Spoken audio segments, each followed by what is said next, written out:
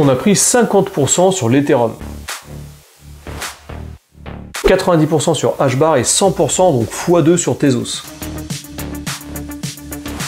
On va enfin sortir la tête du seau. Alors que la cryptosphère se met à bouillir, on a enfin notre première jambe haussière qui est en train de se tracer. Là, on parle pas d'une petite hausse parce qu'on a quand même des gros pourcentages sur certaines crypto-monnaies, on parle d'une première jambe haussière. Et ce qui est intéressant dans cette hausse, c'est que ni le Bitcoin, ni les meme coins, à quelques exceptions près, tu le verras tout à l'heure, ne sont impactés par la hausse. Depuis le début de ce cycle, il n'y en a que pour le Bitcoin et aussi pour les meme coins. Ils ont eu des grosses narratives très importantes avec les ETF, avec tout ce qui se passe dans le monde entier, l'accumulation folle de Bitcoin, mais depuis plusieurs semaines, il faut bien avouer que les altcoins commencent un petit peu à sortir leur épingle du jeu. Elles commencent même à se trémousser un petit peu face à l'afflux des liquidités. Dans cette vidéo, on va faire un point sur où nous sommes dans ce cycle. On va analyser le Bitcoin et plusieurs autres crypto-monnaies majeures, des altcoins, et on va aussi analyser l'apport de liquidité dans le marché en général. Et tu vas voir qu'on est peut-être sur un moment décisif dans ce cycle. Salut à tous, c'est le Captain, bienvenue sur la chaîne. Aujourd'hui, on va parler d'un sujet qui anime tout le monde. Beaucoup d'investisseurs et de passionnés crypto pensent que ça y est,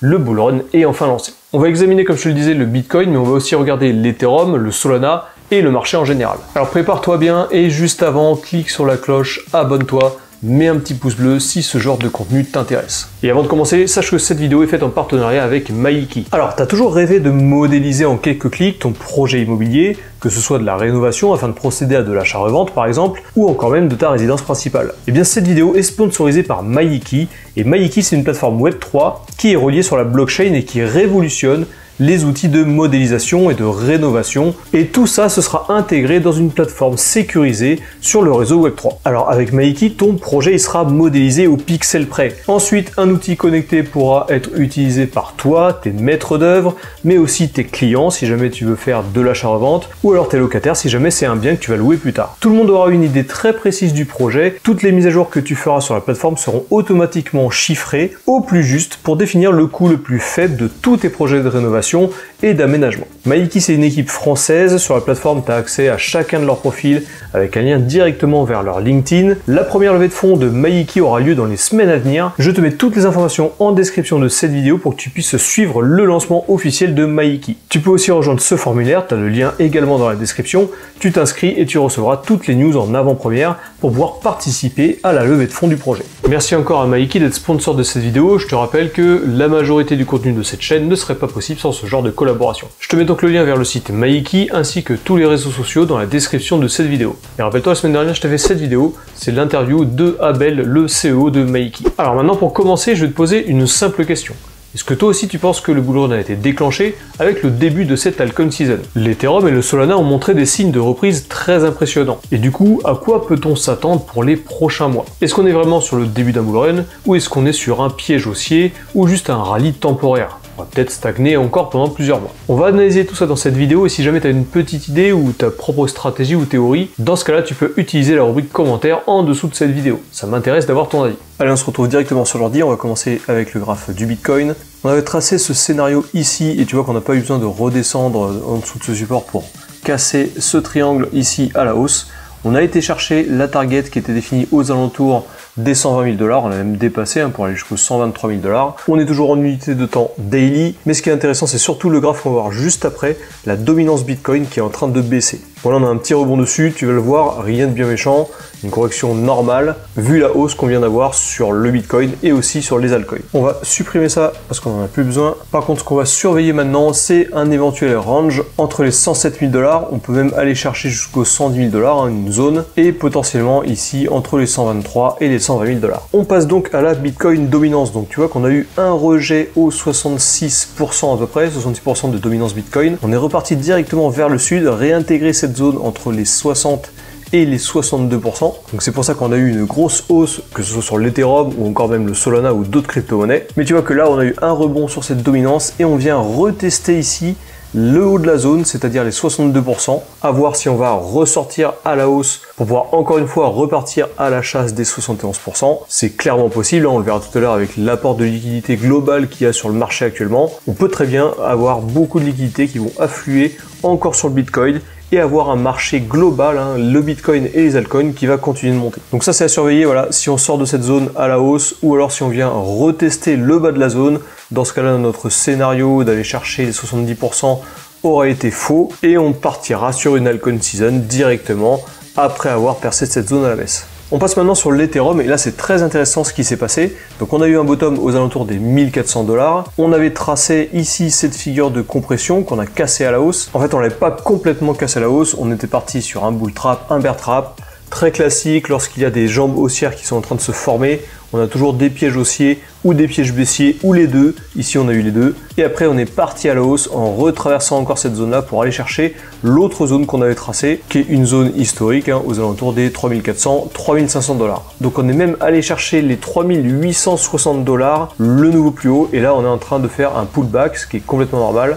On arrive en haut de cette zone là, donc soit on ira traverser cette zone pour aller chercher les 3400 $, ou alors on pourrait très bien consolider aux alentours des 3500 comme on l'a actuellement et repartir plus tard à la hausse.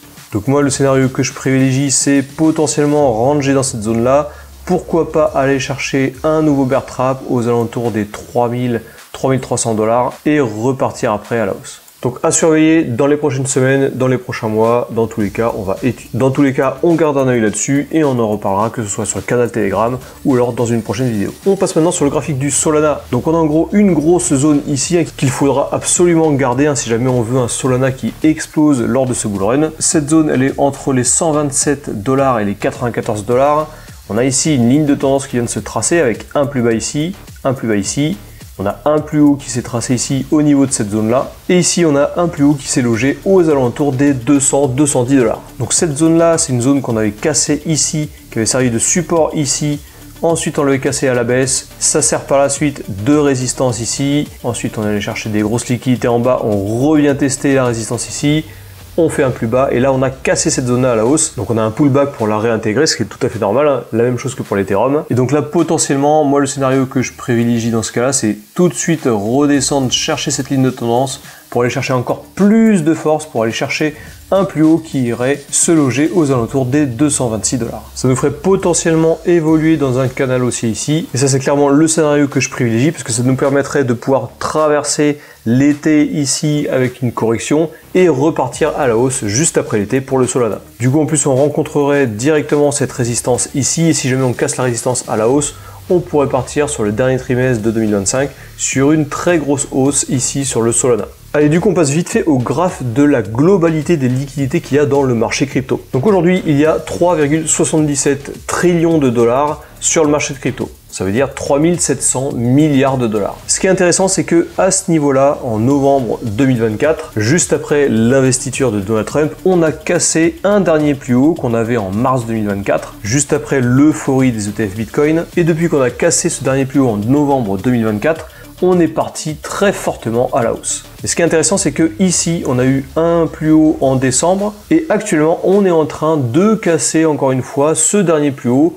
Donc on pourrait très bien imaginer encore une propulsion à la hausse de l'afflux de liquidités qu'il y aura sur le marché crypto. Alors d'accord, maintenant qu'on a posé les bases avec les graphiques, est-ce qu'on est enfin en bull run? On a clairement passé une longue phase d'accumulation. Pour les personnes qui suivent le marché depuis plusieurs années, vous le savez, l'accumulation c'est une phase où les prix sont relativement bas, voire très très bas, et où les investisseurs aguerris achètent discrètement. C'est exactement ce qu'on fait depuis plusieurs années sur cette chaîne. On est donc très bien placé sur le marché des cryptos, et ça bien avant que la majorité des investisseurs se rendent même compte qu'il y a un rallye haussier. Un rallye haussier ou plutôt une dynamique haussière. On est donc en train de sortir de cette phase d'accumulation, et donc c'est le bon moment pour reprendre le contrôle des indicateurs clés. Et le principal indicateur qui selon moi déclenchera le bull run, c'est l'intérêt qu'on porte sur le Bitcoin. Cette année, avec les événements macroéconomiques et géopolitiques majeurs, les régulations et de plus en plus d'adoption institutionnelle, il est possible qu'on assiste à un bull run en deux phases.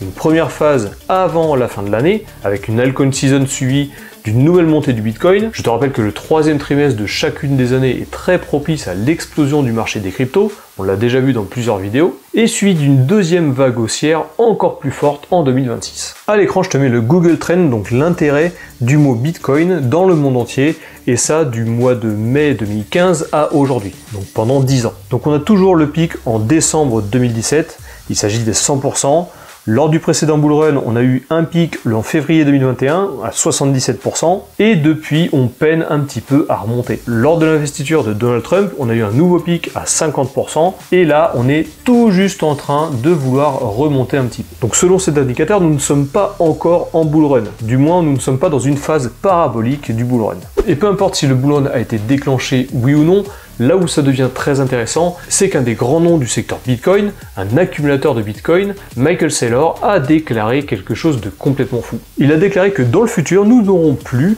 de bear market. Le bear market, c'est un marché baissier où les cryptoactifs perdent 50, 60, voire 70% de leur valeur. Selon lui, la dernière grosse phase baissière, donc le dernier bear market qu'on a vécu, appartient au cycle précédent, et que le marché crypto est aujourd'hui dans un tout autre contexte. Bon, on t'en veut pas, Papy Saylor, t'es un gros accumulateur de Bitcoin, mais c'est quand même très risqué de miser sa stratégie sur ce genre de théorie. D'ailleurs, dis-moi ce que toi tu en penses dans les commentaires. Est-ce qu'on n'aura plus jamais de bear market comme on les a vécus auparavant, ou est-ce que, comme d'habitude, on aura un cycle où le Bitcoin va perdre 50%, voire plus de sa valeur? Néanmoins, avec ces entreprises-là, comme StrategyB et Michael Saylor, qui accumulent massivement du Bitcoin, la participation croissante des institutions, le marché est certes beaucoup plus robuste qu'avant. De plus, les ETF Bitcoin continuent encore et encore d'amener énormément de liquidités à ce marché. BlackRock n'est pas là pour 1 voire 2 ans. Ils sont là pour se mettre dans le marché sur le long terme. Donc si jamais cette dynamique se poursuit, il y aura forcément un changement de rythme dans tous les cycles Bitcoin. Les bear market et les bull market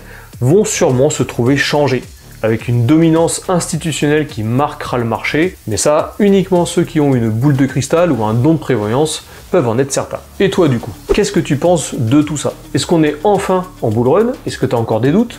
Est-ce que c'est juste une hausse temporaire et qu'on va se faire piéger par un bull trap? Dis-moi tout ça dans les commentaires, ça m'intéresse d'avoir ta théorie. Voilà, cette vidéo est terminée, j'espère qu'elle t'a plu. Toujours pareil, si jamais c'est le cas, n'hésite pas à t'abonner, cliquer sur la cloche, mettre un petit pouce bleu, ça fait toujours plaisir. Je remercie encore une fois MyEki, le sponsor de cette vidéo. Je te recommande d'aller voir leur site internet, tu vas voir le projet, il est super béton. Et je te rappelle que sur la chaîne, il y a une interview avec Abel, le CEO de MyEki, qui est également très intéressante. T'as tous les liens dans la description de cette vidéo. Quant à nous, on se retrouve bientôt dans une prochaine vidéo. D'ici là, porte-toi bien, fais attention à tes wallets, à tes économies, et je te dis à la prochaine.